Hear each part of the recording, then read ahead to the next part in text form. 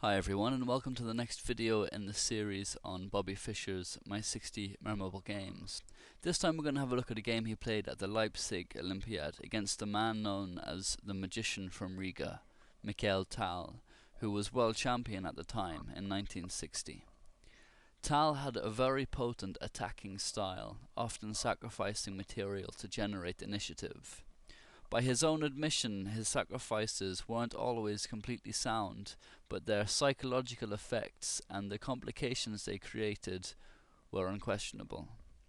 He had huge respect for Fischer, describing him as the greatest genius to descend from the chess heavens. And the two seem to have been fairly good friends, as top-level chess players go. There are some famous photographs of when Fischer went to visit Tal in hospital in 1962 and they played chess together. Tal is also one of the few people who has a plus score against Fischer overall. This game is entitled No Holds Barred, and Larry Evans gives the introduction as follows.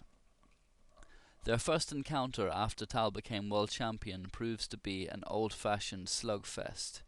Typically aggressive, Fischer rapidly achieves a winning bind, but unwisely permits Tal to touch off a dazzling array of fireworks. The quality of this confrontation left little doubt that, in time, Fischer would yet take Tal's measure.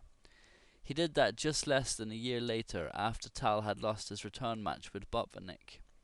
Reading Tal's palm, Fischer predicted, "The next world champion will be Bobby Fischer." So to get into this game anyway, Fischer had the white pieces and opened as usual with e4, to which Tal answered e6, the French defense, which was a psychological shot already. Tal very rarely played the French, being a huge fan of the Sicilian, but he knew that it was the opening against which Fischer did the worst, and this is why he played it. Fischer continued with the main line d4, and then came the book line d5 and knight c3, which is how Fischer played against the French 98% of the time. Many players move the knight to d2 instead at this point, which is the Tarrasch variation, and it's enough for a small, safe advantage, but it's not as aggressive or sharp, and that's how Fischer liked to play. It also has positional ideas in mind, because black almost always plays an early c5 in the French, weakening permanently d6, and from c3, as opposed to d2, the knight's on its way to that square, via b5 or sometimes e4. So anyway, Tal continued here with bishop b4, which is the notorious Winower variation, which Fischer famously denounced as unsound because it's anti-positional and weakens the king side, which is an opinion that has generally been accepted these days. However, it's still played, and if you've been subscribed to this channel for a while, then you'll remember the mini-series I did on the poisoned pawn variation of the Winower. It's listed in the playlists anyway, if you want to see it. So anyway, Fischer continued with one of the main lines, e5, because the threat is bishop takes c3, followed up with d takes e4. So play continued c5 and a3, putting the question to the bishop. Normally black takes here on c3, but Tal played bishop a5, which Fischer said is a dubious alternative. He continued with Alekhine's recommendation, b4. Now came c takes d4. If instead c takes b4, then knight b5, and white gets a strong attack. So c takes d4 and queen g4, threatening queen takes g7, winning the rook. And Tal answered with knight e7. So now Fischer won the bishop pair with b takes a5, and after Tal gets the piece back with d takes c3, he won that pawn on g7 and equalized the material with queen takes g7. Now came rook g8 and queen takes h7, which is very similar to the poison pawn variation which we looked at in that mini-series. And in this position here, Fischer has won a pawn and has the bishop pair, but he's behind in development and his queenside pawns are weak. He also has a passed h-pawn, and these are all typical features of the Winower variation. Tal continued with knight bc6. He could have snapped up the a5 pawn, but he's more interested in development at this early stage. And if instead knight d7, then one line runs knight f3 and queen c7, pressurizing e5. So bishop b5 pins the knight here at d7. Now a6, bishop takes d7, bishop takes d7, and white castles. And an interesting continuation for black here is d4, where if knight takes d4, then queen takes e5, and queen d3 is considered better for white. But anyway, the line that Tal played was knight bc6. And now came knight f3, and Fischer gives the alternative f4, commenting that although it bolsters the center, it shuts in the dark squared bishop and weakens the dark squares, notably e3, so in his opinion it was inferior.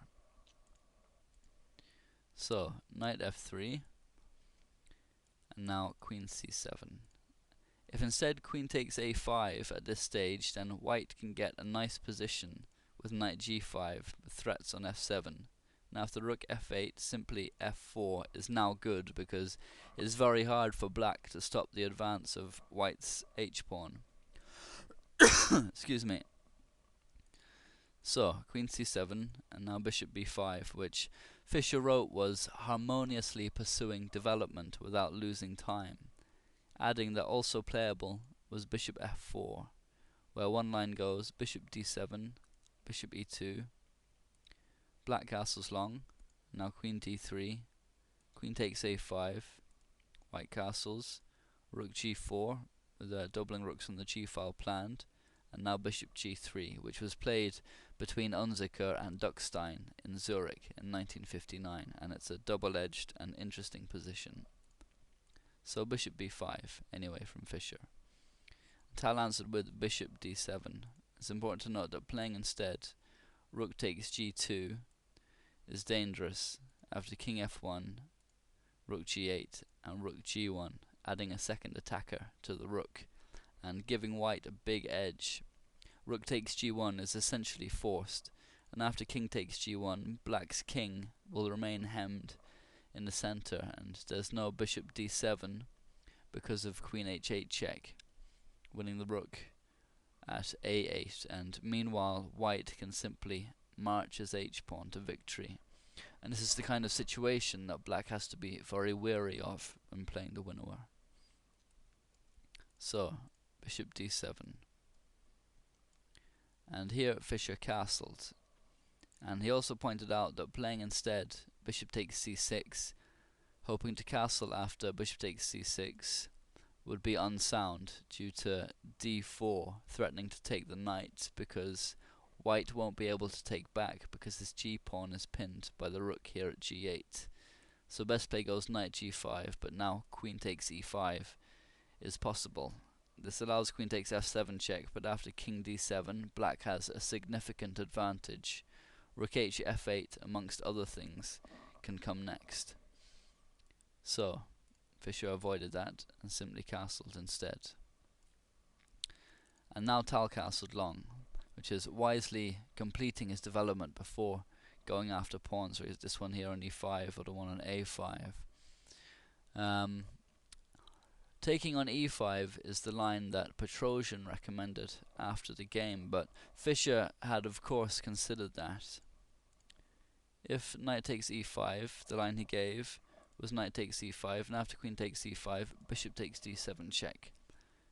And after king takes d7, queen d3 he thought was enough to give white sufficient compensation for the pawn, and Fritz agrees that there is a good amount of compensation there. The king is permanently stuck in the center. There's a bishop against a knight, although black does have a strong pawn center, but white has a freer game. So again, it's a double-edged position. It's to be expected in the winnower, generally speaking. So Tal castled anyway. Okay, that's the end of part 1.